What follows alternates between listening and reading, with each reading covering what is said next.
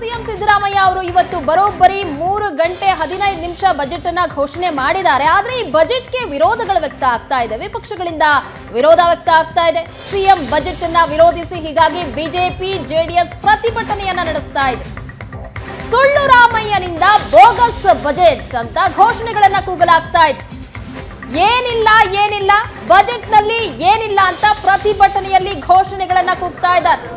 ರೈತ ವಿರೋಧಿ ಸಿದ್ದರಾಮಣ್ಣ ಕೃಷಿಗೆ ಹಾಕಿದ್ರು ಪಂಗನಾಮ ಅನ್ನುವಂತ ಬೋರ್ಡ್ ಗಳನ್ನ ನೋಡ್ತಾ ಇದ್ದೀರಾ. ಏನಿಲ್ಲ ಈ ಬಜೆಟ್ ನಲ್ಲಿ ಏನಿಲ್ಲ ಅನ್ನುವಂತಹ ಘೋಷಣೆಗಳನ್ನ ಕೂಗ್ತಾ ಪ್ರೊಟೆಸ್ಟ್ ಮಾಡ್ತಾ ಇದ್ದಾರೆ. ಬಜೆಟ್ ಮಂಡನೆ ವೇಳೆಯೇ ಬಿಜೆಪಿ ಜೆಡಿಎಸ್ ಸಭಾತ್ಯಾಗ ಮಾಡುತ್ತೆ. ರೈತರ, ಬಡವರ, ಯುವಕರ ವಿರೋಧಿ ಬಜೆಟ್ ಅಂತ ಬಿಜೆಪಿ ಮತ್ತು ಜೆಡಿಎಸ್ ನಾಯಕರು ಧಿಕ್ಕಾರವನ್ನ ಕೂಗ್ತಾರೆ. ಸರ್ಕಾರದ ವಿರುದ್ಧ ಘೋಷಣೆಯನ್ನ ಕೂಗಿದ್ರು. ಬೊಮ್ಮಾಯಿ, ಅಶೋಕ್, ವಿಜಯೇಂದ್ರ ನೇತೃತ್ವದಲ್ಲಿ ನಡೆದಂತ ಪ್ರತಿಭಟನೆ ದೃಶ್ಯದಲ್ಲಿ ನೋಡ್ತಾ ಇದ್ದೀರಿ. ವಿಧಾನಸೌಧದಲ್ಲಿ ಬಿಜೆಪಿ ಸದಸ್ಯರು ಜೈ ಶ್ರೀರಾಮ್ ಅನ್ನೋ ಘೋಷಣೆಯನ್ನ ಕೂಗ್ತಾರೆ. ಸರ್ಕಾರದ ವಿರುದ್ಧ ಘೋಷಣೆಯನ್ನ ಕೂಗ್ತಾರೆ, ಆಕ್ರೋಶವನ್ನ ವ್ಯಕ್ತಪಡಿಸ್ತಾರೆ ಈ ಬಜೆಟ್ನ ಬಗ್ಗೆ. ಕೆಂಗಲ್ ಗೇಟ್ ನಲ್ಲಿ ಪ್ರತಿಭಟನೆ ನಡೆಸಿದ್ರು ಬಿಜೆಪಿ ಮತ್ತು ಜೆಡಿಎಸ್ ನ ನಾಯಕರು. ಅವರ ಕೈಯಲ್ಲಿರುವಂತಹ ಘೋಷ ವಾಕ್ಯಗಳನ್ನ ನೀವು ಗಮನಿಸಬಹುದು. ಏನಿಲ್ಲ ಈ ಬಜೆಟ್ ನಲ್ಲಿ ಏನಿಲ್ಲ ಅಂತ ಪ್ರತಿಭಟನೆಯಲ್ಲಿ ಘೋಷಣೆಯನ್ನ ಕೂಗ್ತಾ ಇದ್ರು. ದೃಶ್ಯದಲ್ಲಿ ನೋಡ್ತಾ ಇದ್ದೀವಿ. ಇವತ್ತು ರಾಜ್ಯ ಬಜೆಟ್ ಅನ್ನ ಸಿಎಂ ಸಿದ್ದರಾಮಯ್ಯನವರು ಮಂಡಿಸಿದ್ರು. 3.5 ತಾಸು ಬಜೆಟ್ ಅನ್ನ ಮಂಡನೆ ಮಾಡ್ತಾರೆ. ಆದ್ರೆ ಬಜೆಟ್ ಮಂಡನೆ ವೇಳೆಯೇ ಬಿಜೆಪಿ ಮತ್ತು ಜೆಡಿಎಸ್ ಸಭಾತ್ಯಾಗ ಮಾಡುತ್ತೆ. ಸರ್ಕಾರದಿಂದ ರೈತ ವಿರೋಧಿ ಬಜೆಟ್ ಅಂತ ವಿಜಯೇಂದ್ರ ಹೇಳಿದ್ದಾರೆ. ರಾಜ್ಯವನ್ನ 20 ವರ್ಷ ಹಿಂದಕ್ಕೆ ತೆಗೆದುಕೊಂಡು ಹೋಗಿರುವಂತಹ ಬಜೆಟ್ ಇದು. ಬಜೆಟ್ ನಲ್ಲಿ ಯುವಕರಿಗೆ ಯಾವುದೇ ಉಪಯೋಗ ಆಗಿಲ್ಲ. ಸಿಎಂ ಸಿದ್ದರಾಮಯ್ಯ ಬಜೆಟ್ ನ ಪಾವಿತ್ರ್ಯತೆಯನ್ನೇ ಹಾಳು ಮಾಡಿದ್ದಾರೆ. ಇದು ವಿಜಯೇಂದ್ರ ಅವರು ಬಜೆಟ್ ನ ವಿರುದ್ಧ ಕಿಡಿಕಾರಿರೋದು. ಬಜೆಟ್ ನಲ್ಲಿ ಕೇಂದ್ರ ಸರ್ಕಾರವನ್ನ ತೆಗಳೋ ಕೆಲಸ ಆಗಿದೆ. ಬಜೆಟ್ ನಲ್ಲಿ ಉತ್ತರ ಕರ್ನಾಟಕಕ್ಕೆ ಅನ್ಯಾಯ ಆಗಿದೆ ಅಂತ ವಿಜಯೇಂದ್ರ ಹೇಳಿದ್ದಾರೆ. ಬಡವರು, ದಲಿತರು ಸೇರಿ ಎಲ್ರಿಗೂ ನಿರಾಸೆ ಉಂಟಾಗಿದೆ ಈ ಬಜೆಟ್ ನಿಂದ. ಉತ್ತರ ಕರ್ನಾಟಕಕ್ಕೆ ಅನ್ಯಾಯ ಮಾಡಲಾಗಿದೆ.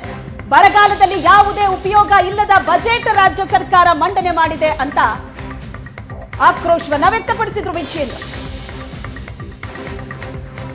ಕಾಂಗ್ರೆಸ್ನ ಪ್ರತಿಭಟನೆಯನ್ನ ಮಾಡಿದ್ರು. ಇವತ್ತು ಬಜೆಟ್ ನಲ್ಲಿ ಅದರ ಪ್ರತಿಯಲ್ಲೂ ಕೂಡ ಹಾಕಿದ್ದಾರೆ. ಕೇಂದ್ರದಿಂದ ನಮಗೆ ಎಷ್ಟು ನಷ್ಟ ಆಯಿತು, ಅನಾನುಕೂಲ ಆಯಿತು, 15 ಹಣಕಾಸು ಆಯೋಗದಿಂದ ಅನ್ಯಾಯ ಆಯಿತು ಅಂತ. ಕೇಂದ್ರ ಸರ್ಕಾರದಿಂದ ರಾಜ್ಯಕ್ಕೆ ಯಾವುದೇ ರೀತಿ ಅನ್ಯಾಯನೂ ಆಗಿಲ್ಲ, ನಷ್ಟನೂ ಆಗಿಲ್ಲ. ಇವತ್ತು ನಿಜವಾಗ್ಲೂ ಕೂಡ ಅನ್ಯಾಯ ಆಗ್ತಾ ಇರ್ತಕ್ಕಂಥದ್ದು, ನಷ್ಟ ಆಗ್ತಾ ಇರ್ತಕ್ಕಂಥದ್ದು ರಾಜ್ಯದ ಜನತೆಗೆ. ರಾಜ್ಯ ಸರ್ಕಾರದಿಂದ ಬಡವರಿಗೆ, ರೈತರಿಗೆ, ಮಹಿಳೆಯರಿಗೆ, ಯುವಕರಿಗೆ ಇವತ್ತು ಅನ್ಯಾಯ ಆಗ್ತಾ ಇದೆ. ಅದು ರಾಜ್ಯ ಸರ್ಕಾರದಿಂದ, ಕಾಂಗ್ರೆಸ್ ಸರ್ಕಾರದಿಂದ ಆಗ್ತಾ ಇರ್ತಕ್ಕಂಥದ್ದು. ನಾನು ಒಂದೇ ಮಾತಿನಲ್ಲಿ ಹೇಳೋದಾದ್ರೆ, ಇವತ್ತು ಇಡೀ ದೇಶದಲ್ಲಿ ಇವತ್ತು ಕೇಂದ್ರ ಸರ್ಕಾರ ನರೇಂದ್ರ ಮೋದಿಜಿಯವರ ಬಗ್ಗೆ ಇವತ್ತು ವಾತಾವರಣ ನಿರ್ಮಾಣ ಆಗಿದೆ. ಇವತ್ತು ದೇಶದ ಆರ್ಥಿಕ ಶಕ್ತಿ ಇವತ್ತು 5ನೇ ಸ್ಥಾನದಲ್ಲಿ ಇರ್ತಕ್ಕಂಥದ್ದು ಇವತ್ತು ಇಡೀ ಜಗತ್ತಿನಲ್ಲಿ.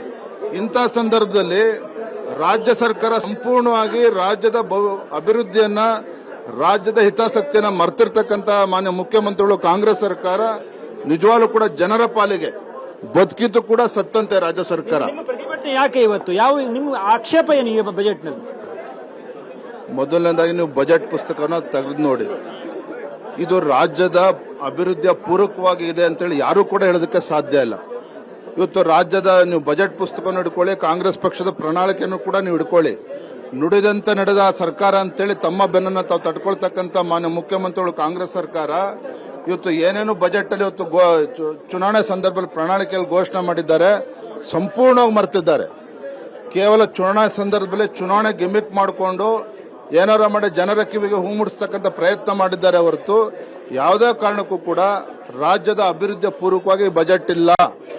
ಮತ್ತೆ ತಮ್ಮ ವೈಫಲ್ಯಗಳನ್ನು ಮುಚ್ಚಾಕೊಳ್ಳೋಕೆ ಪದೇ ಕೇಂದ್ರ ಸರ್ಕಾರನ ದೂರ್ತಕ್ಕಂಥದ್ದು, ರಾಜ್ಯದ ಗೌರವನ ಹಾಳು ಮಾಡ್ತಾ ಇರ್ತಕ್ಕಂಥ ಕಾಂಗ್ರೆಸ್ ಸರ್ಕಾರ ಇವತ್ತು ಖಂಡಿತವಾಗಿ ಇದು ನಾವು ಭಾರತೀಯ ಜನತಾ ಪಾರ್ಟಿ ಸಂಪೂರ್ಣವಾಗಿ ಇದನ್ನು ವಿರೋಧ ಮಾಡ್ತೇವೆ. ಭಾರತೀಯ ಜನತಾ ಪಾರ್ಟಿ ಅಷ್ಟೇ ಅಲ್ಲ, ರಾಜ್ಯದ ಜನರು ಕೂಡ ಇವತ್ತು ಈ ಸರ್ಕಾರಕ್ಕೆ ಶಾಪ ಹಾಕ್ತಾ ಇದ್ದಾರೆ. ಲೋಕಸಭಾ ಚುನಾವಣೆ ದೃಷ್ಟಿಯಿಂದ ಬಜೆಟ್ ಅನ್ನು ಮಾಡಿದ್ದಾರೆ ಅಂತ ನೋಡ್ರಿ. ಲೋಕಸಭಾ ಚುನಾವಣೆ ಅವ್ರಿಗೂ ಲಾಭ ಆಗೋದಿಲ್ಲ. ಇವತ್ತು ರಾಜ್ಯದ ಜನಗಾಗಲೇ ತೀರ್ಮಾನಕ್ಕೆ ಬಂದಿದ್ದಾರೆ. ಈ ಅಸಹಾಯಕ ಕಾಂಗ್ರೆಸ್ ಸರ್ಕಾರ, ಈ ಅಸಹಾಯಕ ಮುಖ್ಯಮಂತ್ರಿಗಳು ರಾಜ್ಯದ ಅಭಿವೃದ್ಧಿನೂ ಕೂಡ ಇವರಿಂದ ನಿರೀಕ್ಷೆ ಮಾಡೋದಕ್ಕೆ ಸಾಧ್ಯ ಇಲ್ಲ ಅನ್ನೋದನ್ನ ತಮ್ಮ ಬಜೆಟ್ನಿಂದ ಮತ್ತೊಮ್ಮೆ ರುಜುವಾತು ಮಾಡಿದ್ದಾರೆ. ಗ್ಯಾರಂಟಿ ಕೊಡೋದ್ರಿಂದ ಎಷ್ಟೋ ಬಡತನ ರೇಖೆಗಿಂತ ಮೇಲೆ ಬಂದಿದ್ದಾರೆ ಅಂತ ರಾಜ್ಯಪಾಲರು ಹೇಳ್ತಿದ್ದಾರೆ. ಅದು ಜಗತ್ತಿನ 8ನೇ ಅದ್ಭುತ. ಮೊನ್ನೆ ರಾಜ್ಯಪಾಲರ ಭಾಷಣದಲ್ಲಿ ತಮ್ಮ ಗ್ಯಾರಂಟಿಯಿಂದ 1,20,00,000 ಕುಟುಂಬಗಳು ಬಡತನ ರೇಖೆಗಿಂತ ಮೇಲ್ ಬಂದಿದ್ದಾರೆ, ಹೊರಗಡೆ ಬಂದಿದ್ದಾರೆ ಅಂತೇಳಿ ಹೇಳ್ಕೊಂಡಿದ್ದಾರೆ. ಜಗತ್ತಿನ 8ನೇ ಅದ್ಭುತ ಇದು. ಒಬ್ಬ ಅನುಭವಿ ಮುಖ್ಯಮಂತ್ರಿಗಳು ಈ ರೀತಿ ರಾಜ್ಯಪಾಲರ ಮೂಲಕ ಹೇಳಿಸಿರ್ತಕ್ಕಂಥದ್ದು ನಿಜವಾಗ್ಲೂ ಕೂಡ ಹಾಸ್ಯಾಸ್ಪದ ಇದು. ಆದ್ರೆ ಇಂಥ ಬಡವರ ವಿರೋಧಿ ರೈತ ವಿರೋಧಿ ಸರ್ಕಾರ ಇದು. ಜನರ ಪಾಲಿಗೆ ಒಂದು ರೀತಿ ದ್ರೋಹ ಬಗೆದಿದ್ದಾರೆ ಇವತ್ತು. ಇದು ವಿಜೇಂದ್ರ ಅವರ ಮತ್ತು ಕ್ಯಾಮರಾ ಪರ್ಸನ್ ಗುರು ಜೊತೆ ರವಿ ಶಿವರಾಮೇಶ್ ಸುವರ್ಣ ನ್ಯೂಸ್ ಬೆಂಗಳೂರು.